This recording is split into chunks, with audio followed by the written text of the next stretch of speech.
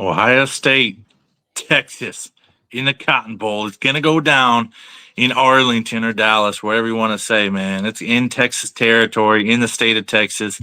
It's going to be a showdown in college football semifinal playoff game for a spot to play for the national championship, the biggest crown that college football has to offer. It's all on the table. And Ohio State, the Buckeyes and the Longhorns are going to play for it. I think the goalposts keep shifting, like you mentioned. We were talking off screen a little bit. I mean, everybody's saying the winner of Ohio State Oregon is going to win the national championship. Now people are back, taking their step back on that. Even though Ohio State dominated the Rose Bowl, feeling good coming off the Rose, but now we go to the Cotton Bowl for a national semifinal. How are you feeling entering this contest versus a big, nasty, physical, and dominant SEC Texas Longhorn team? Man, I mean, this could actually, I'm positive that this is going to be a dogfight. I watched Texas.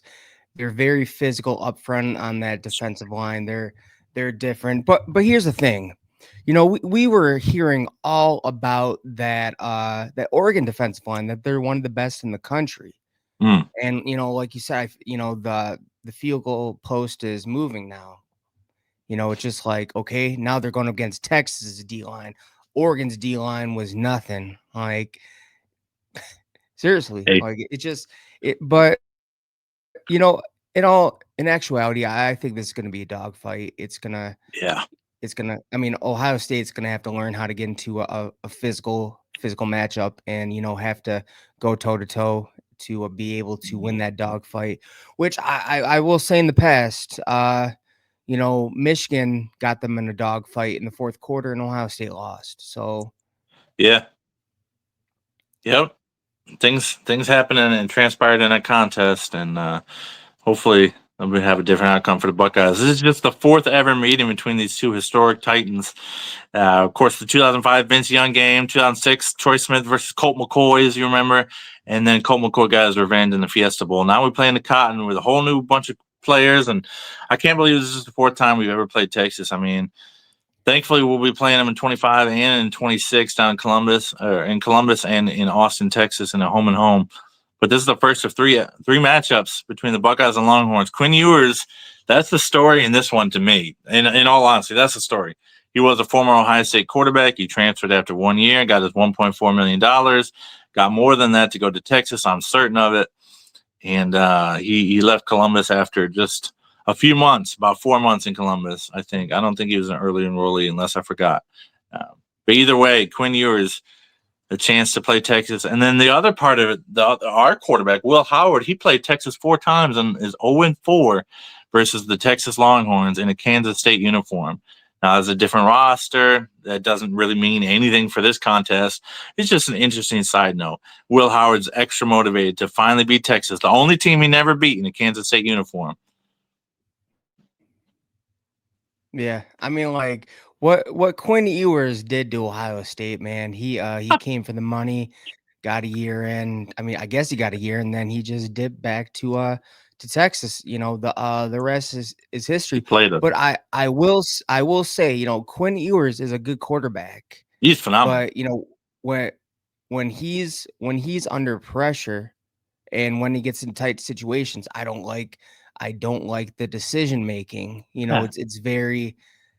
I mean, even Texas fans will tell you, Quinn Ewers is like let's just say they're ready for Arch Manning. I mean, remember the Georgia game, first time around, Arch Manning came on the field, they were cheering him. Then he went out, and Ewers came in, they were booing Ewers. I mean, like, I sure do. It's just that's. I feel like, if Ohio State gets pressure on Ewers, just like it did on Gabriel, he's going to make some bad decisions.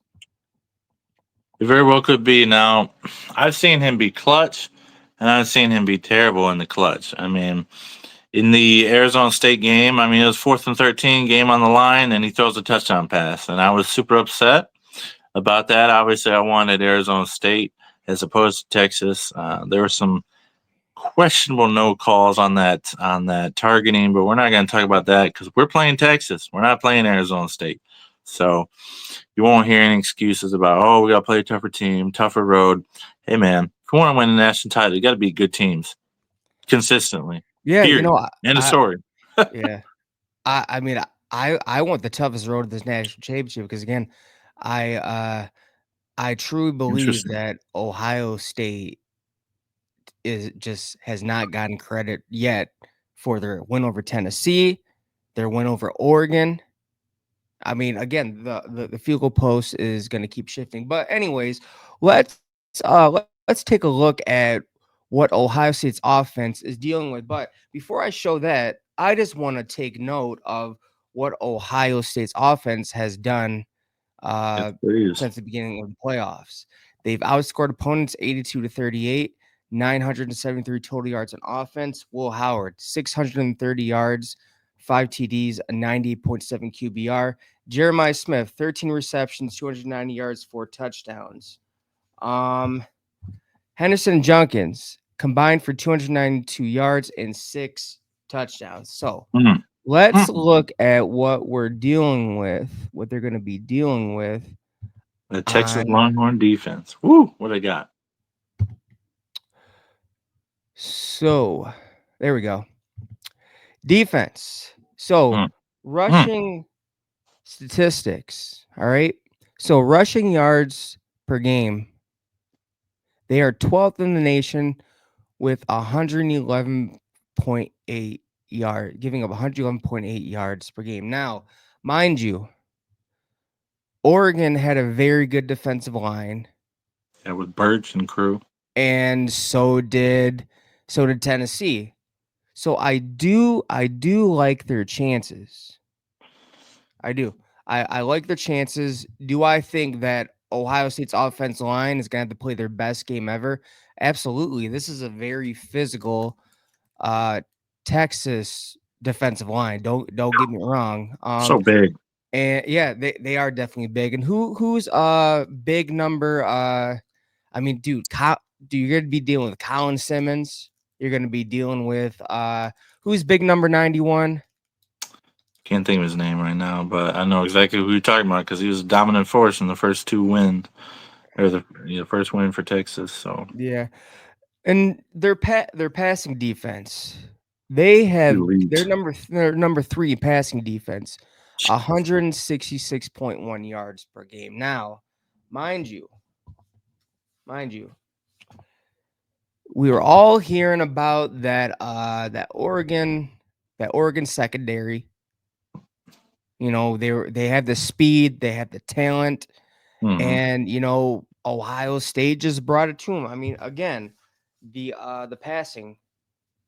So for passing, the last two playoff games, 636 yards and 5 touchdowns. Again, Jeremiah Smith, 13 receptions, 290 yards, Yes, four sir. Four touchdowns. touchdowns. And Will Howard has, I don't care what anyone says, Will Howard has been playing lights out, a Yep. 98.7 QBR the last 2 games. They are going to have to play a perfect game as well. Chip Kelly is going to have to find ways to scheme around some of these big boys up front. They're gonna have to figure out a way to scheme around Colin Simmons because you better believe he's going to be coming each play a Hmm. 100 miles per hour. So yeah, I mean, but let's do you have anything to say about Ohio State's offense versus Texas defense? Because if not, I feel let's like it's gonna be a lot tougher to run on Texas than it was versus Oregon, and even versus Tennessee. They are so good in the trenches, man. Offensively, their line is just monstrous. We talked about it in the Texas Michigan preview. Just a monstrous offensive line. And then defensively, they're just as big. They're huge.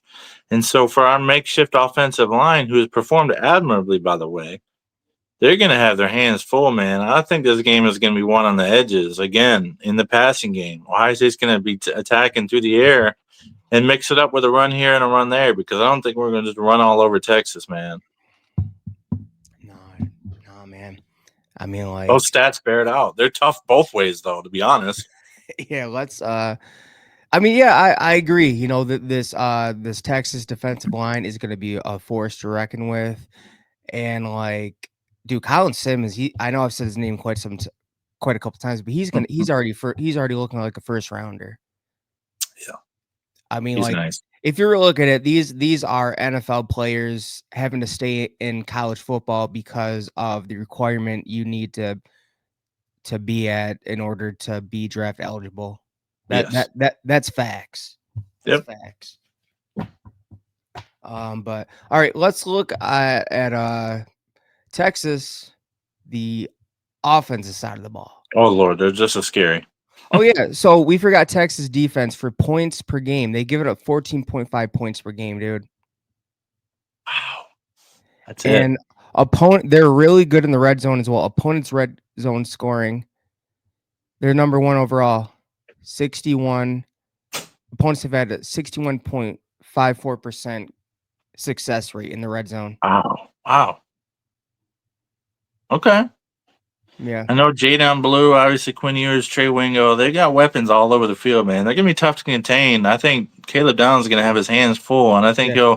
he'll step up to the plate. Though I really am enthused that he's on our roster, not Alabama's. I mean, like Peter, I was just finishing up on the defensive side of the ball. That So that that wasn't for their offense side of the ball, but sorry, I got distracted. Somebody came in the room. it's all good. All right, so Texas offense side of the ball, points per game, 34.3 points per game. That's 15th overall. Yards per game, 444 Jeez. yards per game, man. Uh that's lights out. Yeah. The red zone scoring, 108th. Ohio State is really good in the red zone. We've seen what they could do. It's determined games for them. Even though they didn't beat Michigan, they still played lights out in the red zone. So Hmm. just looking at that right there, that could be a problem for Texas. Okay. Um, you know, Well, we're very elite in the red zone defensively. You know that. I was just talking about that. Yep. Third down conversion percentage, 32nd in the nation. So that's pretty good. I mean, if you go and look at all these 32nd. statistics, like Yeah. there's not a big difference from 50 to 20 in terms of for the And just looking at these statistics as a totality, man, they don't yeah, really have deficiencies. They're not super weak in any area, and so there's yeah. things that we can attack and we're going to exploit as we look at the film, of course. Um, All but right, Texas is good. yeah. Rushing They've gone that good. statistics, they're 54th in the country with 165.6 yards per game. Hmm. 4.5 rushes per play. So these two running backs, Yards per carry. Wow. like these two running backs, they Yep. look really scary against Clemson. I'm pretty sure they went over 100 yards each. They had one or two They did. touchdowns, but they were slowed down against a really physical Arizona State team. That's what Ohio State's defensive line is gonna have to do. And dude, they've played violent. 12 sacks. Uh, that defensive line has 12 sacks so far. It's Oregon playoffs, had man. negative 23 rushing yards, and Tennessee had 152 rushing yards. So Okay.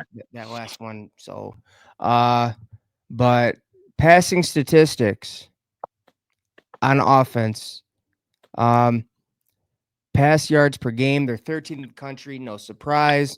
278.4 yards per game. Now, they're one.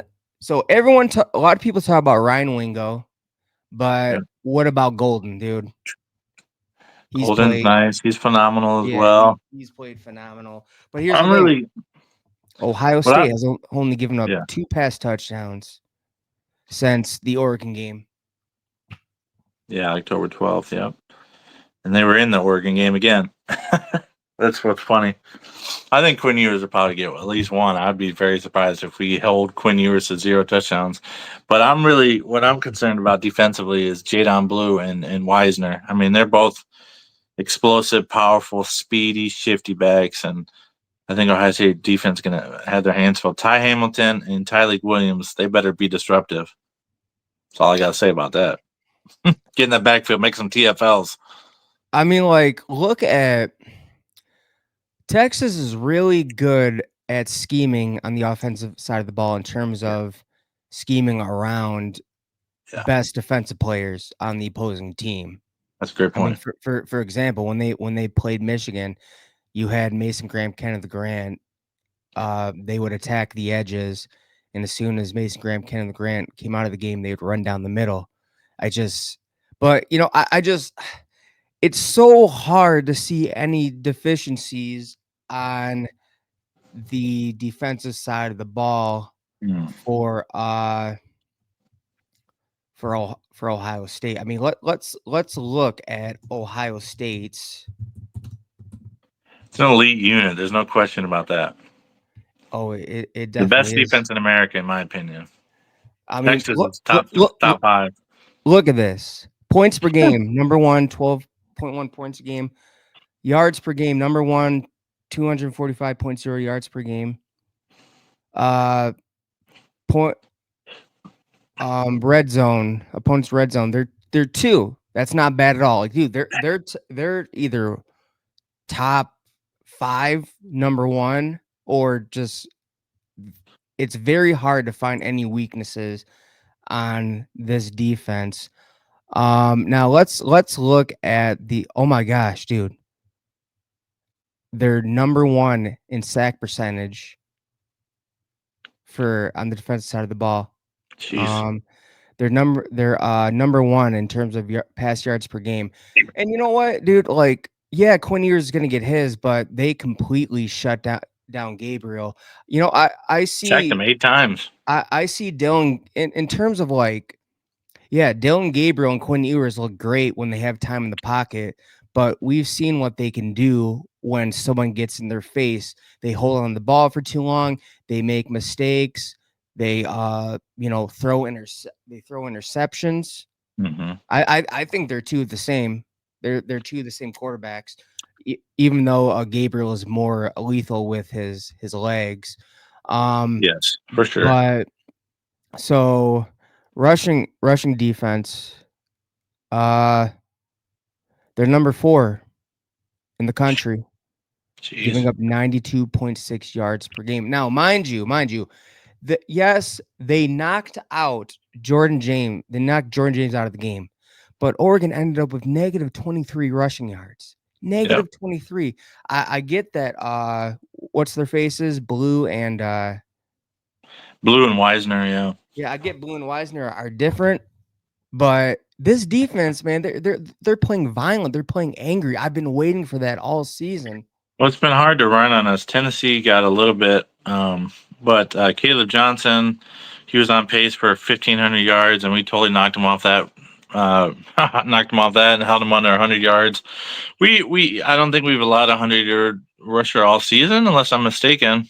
So, one individual rusher. No, Jordan James did one time. Yeah, the first game he ran for like 120 on us. Actually, my mistake. Yeah, I mean, like this Ohio State defense is Elite. really, yeah, it's elite, man. I mean, dude, I saw this statistic about Jim Knowles after the Oregon game. And it was so Ohio State had 0 sacks in the first matchup against Oregon, allowed 496 total yards. Tonight, I mean, well, when they played Oregon, the Buckeyes had 8 sacks and allowed 276 total yards. I mean, Yeah. what a turnaround, man. I mean, dude, Jim Knowles has earned his money. I mean, say what you Mhm. I mean, people are like, "Oh, he's from the Big 12." I'm like, "Dude, give him some time. Let him get his play." I mean, look at the players who he had the first year to work with, dude. Cam Martinez, J.K. Johnson, Mhm. Cam Johnson, Sure. just complete like Liabilities. it's 9 day, man. Yeah, I'm excited for this matchup, man. It's gonna be a fantastic showdown in the Cotton Bowl. I think there's everything riding on it. It's easy to say that, obviously, with a spot in the national championship game on the line. But I just like the Oregon game. The winner of this game is going to win the national championship. And I think Ohio State, since they beat Oregon in the Rose, I think they go on to win. I'm not going to give a score prediction yet because I just don't have a score prediction right now, No, to offer up. I I just don't have it. I'll give it I later in the don't. week, perhaps. But I will say I think it's gonna be a lot lower scoring than the Rose Bowl was. I think both defenses are very good units, and I think both teams will be held under 30 points or right at 30. So Yeah. that's kind of where I'm thinking. Dude, I just man, I don't want to get ahead of myself and say that this seems like destiny that Ohio State wins and all, but because I don't like to put the destiny label on anything. Yeah, But I will say they're playing really good damn been great. football right now. They really hit their stride. So, you know what? People want to complain about the 12-team playoff, but look at what Penn State's They are doing. too. Look at what Notre Dame is doing. Yeah, making runs, getting hot. I mean, in the BC, if this was the BCS era, I mean, I think it was said that Oregon and Georgia would be in the national championship. They gave up 33 actually wait, no. They lost by a combined 33 points. Yeah. And Mm, then like it's just it works out better. It gets time for teams to really hit their stride and play their it best does. football. And you know what? If they go to a 14 to 16 team playoff Yeah, and you have the top 14 going by the AP poll, they deserve to be there. There can't be yeah, this. They didn't deserve to be there anymore, man. It just right. it just can't. I agree with you, man. But yeah, man, that wraps up my my thoughts on this game. There's obviously a lot more to say, and we'll have plenty more to say throughout the week as we preview this Cotton Bowl matchup between the Buckeyes and the Longhorns. It's gonna be a phenomenal showdown, and wow, what a game it should be down in Arlington, Texas. So go Boston, God bless. We will see you on the next one. OH. IO.